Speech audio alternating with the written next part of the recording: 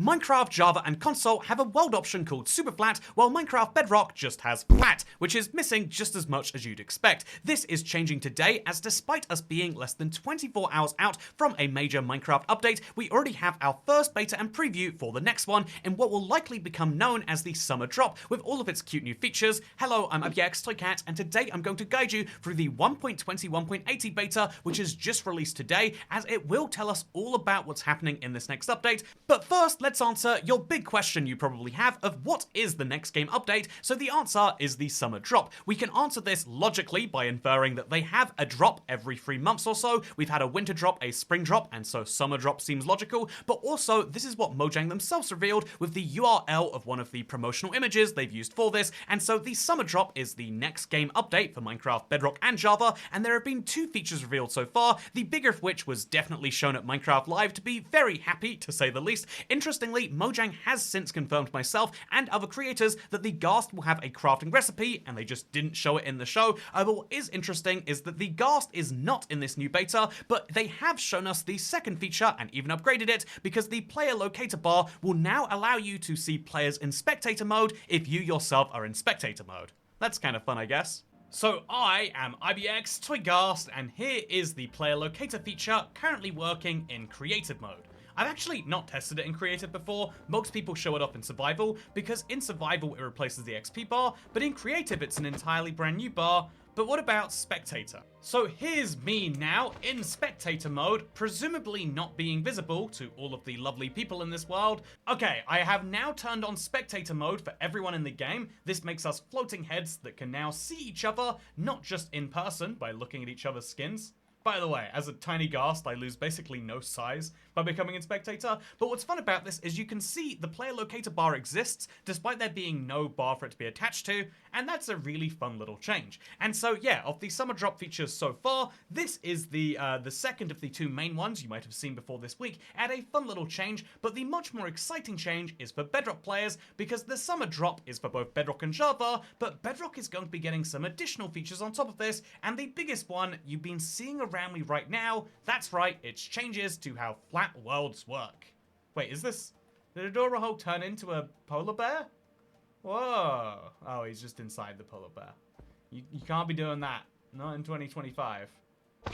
Ever wonder what's inside a polar bear? Oh, I've never wondered, and I'm in... Wow. They are literally empty on the inside. Now I have learned. Empty on the inside is also a pretty decent way to describe how SUPERFLAT worlds work prior to this preview. So just to be clear here, this is a Bedrock exclusive change they have decided to make because Bedrock is drastically behind the Java version, and if we're being honest, both versions are behind the console edition when it comes to SUPERFLAT. Now, however, when you hit Flat World, the game won't just immediately put you on this green flat, which will be the basis of my hardcore flat series, but instead you now have Flat World presets just like you do on Java. And what's fun about this is it actually shows you what's in that preset in a very user-friendly way. So the Tunneler's Dream, for example, is 1 grass block, 5 dirt, 230 stone, then some bedrock, whereas the desert biome is effectively sand, sandstone, and stone, just to be a little bit different from that regular flat. If I'm not mistaken, this is the type of flat world that redstone users love to use, because red is decent contrast on yellow, whereas bottomless pit is, oh, I guess it's a way to actually break below the void. Oh, that's interesting. These are all fun. I guess redstone ready is actually the one that redstone users probably enjoy. But yeah, the fun thing is that we now have all of these choices, including Overworld, which is just a flat overworld, so super flat but with 59 layers of dirt, or 59 layers of stone below it, and Waterworld in case you want a giant ocean super flat, which to be fair, some insane players do actually want. And so now we have all of these options, you can turn them on, you can turn them off, and I think it's absolutely delightful. But Minecraft have asked for our feedback on this, and their feedback link didn't work for me, but I want to give 2 crucial pieces of feedback. One is you need to be able to turn on achievements. This is mostly only there for a niche percent of the niche percent of flat players, but if you're going to say that achievements are allowed when you're turning on blasters, or if you're turning on literal diamond generating add-ons, you need to also turn on achievements for flat worlds. And the second problem is we can see what a world generates out of, and we know that behind the scenes Minecraft does let you customize this, we need a GUI that lets you play around with it. You can see right here the white box that's showing I almost can play with it, but right now I can't. Please, Minecraft, give us access to that. This would be absolutely crucial. And so yeah, that is the second major feature in the next 1.20 1.80 beta, and what's really exciting about this feature is it actually might come out before the rest of the summer drop. The reason that we suspect that is that the Bedrock version of the game is 1.20 1.80, but this contains features that will be in the summer drop, what I'm calling 1.22, what you can just call the summer drop, but the update after 1.20 1.80 will have the brand new baby ghast and will have the player locator bar, which is why it's behind an experimental toggle, whereas this brand new flat option is not, and so it might just come as part of the next update, which largely otherwise seems to focus on bug fixing. It hasn't taken a center stage in this video, because whenever I do these beta show-offs, I rarely show off all of the fun bug fixes, but there are a lot of them on the changelog, and so great news by the way, including, notably, changes to the way you wake up out of beds. We need bug fixes now more than ever. 1.20 1.71 cannot come soon enough. But speaking of things that can't come soon enough, getting a brand new cape is one of the things that has notably been interesting to so many Java players who watch me. There's a lot of people who play Java and are like, yeah, cool, Toy Cat, you're getting a Java feature 10 years late. But as soon as we mention capes available on Bedrock, people get excited because they know they'll also be available on Java. And so there's been a brand new Minecraft Live server event that you can log into, and if you do the challenges, you'll get a cape. And this is something Minecraft are promoting heavily by saying you can earn the cape, but it's important to note you actually can't right now. Sadly, it's even worse than we theorized though, because prior to the server coming out, by the way, I'm on it right now, a lot of people were worried like, oh no, is it going to be like previous servers where you have to log on every day for 5 days? And don't worry, it's nothing like that, because instead, according to this quest bundle, quests unlock every other day. And there's 6 of them, which means on Thursday, you'll be able to unlock quest 2 if you kill 20 ghasts, and then on Saturday, you'll be able to do quest 3, and then on Monday, you'll be able to do quest 4, and then on Wednesday, you'll be able to do quest 5, and then next Friday is the first day anyone will be able to earn this cape,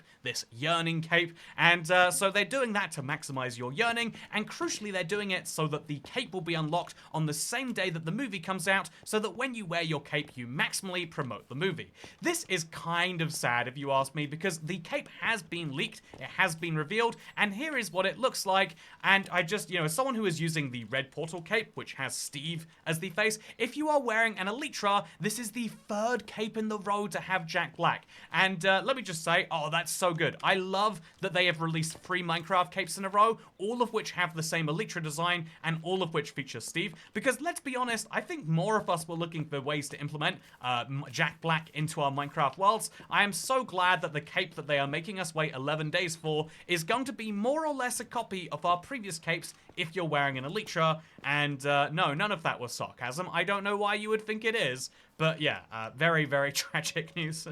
But at least you can wear a big villager head while you do your silly challenges.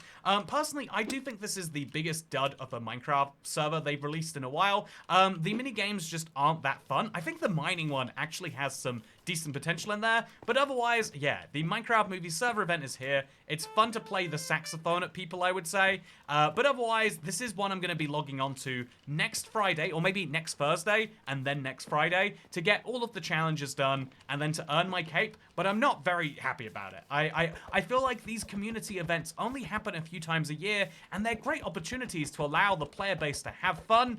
But this one, maybe we should have predicted from the name, is just a cynical way to be like, look, you're playing the Minecraft movie in Minecraft. Now don't you want to go watch it in a cinema? And I'm going to be honest with you, yeah, I bought my tickets to go watch it. I even went a step further, and today the Minecraft movie McDonald's meal came out, so you better believe that went a certain way. That's right, I thought it was meant to be the 1st of April, but the news lied. McDonald's has their Minecraft toys now, and so I got a Happy Meal and a couple adult meals, because that's a reasonable amount of food for a person. And so let's try the Apple Cake McFlurry and the Never Flame Sauce, and then let's see what we got from it. So Apple Cake is my favorite Minecraft item. When they're doing a collab with Minecraft, I'm glad they did their research first, and tastes exactly like the Apple Cake. Honestly, I feel like they could have easily branded this as Golden Apple, and I think it would have fit. Like, it's got a real sweet, it's really, really sweet.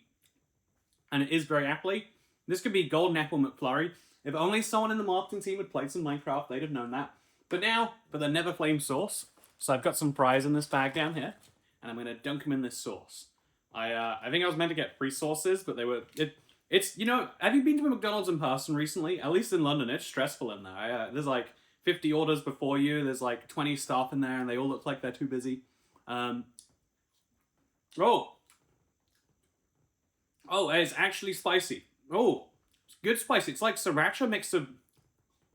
It's tangy, and it's spicy. It's got a little bit of sweet and sour. Oh! Okay, this never...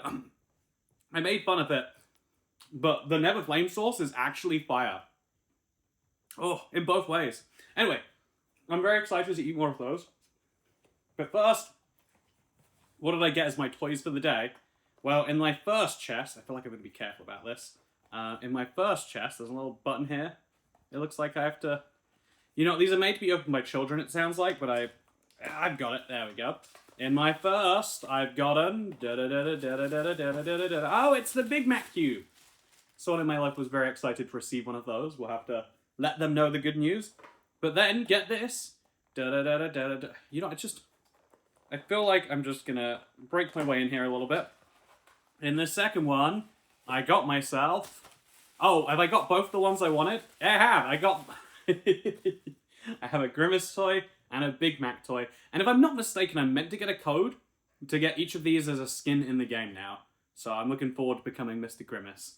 Anyway though, let's end this video on a positive note because we have so much great news, the biggest information being that they are working on the next update already. It's been 24 hours since Spring to Life came out, and we're already getting another 1.20, 1.80 beta. That's them working on the summer drop indirectly, and yeah, the fact what I love about the Bedrock development cycle is that literally, even though we had Spring to Life come out, we're on the 3rd beta for the next update already. Regular updates are a great thing that allow for bug fixing and for great new features like SUPERFLAT upgrades. Honestly, this has been one of the things I've been banging on about for literally 8 years on this channel, specifically aiming for this moment. I am so happy to see that they are finally adding new variants, but I also think that since they're asking for feedback, it's important to clarify that achievements shouldn't be disabled. There's no good reason for that, and also it would be ideal if you could customize these SUPERFLATs and you could actually make any creative combination possible, because that's the sort of thing you want. Even if we want to argue it's not just for players to make fun worlds for their creative builds, it'd be great for map makers, and you know how much Minecraft Bedrock loves map makers, so Bedrock team, please consider adding extra creative options.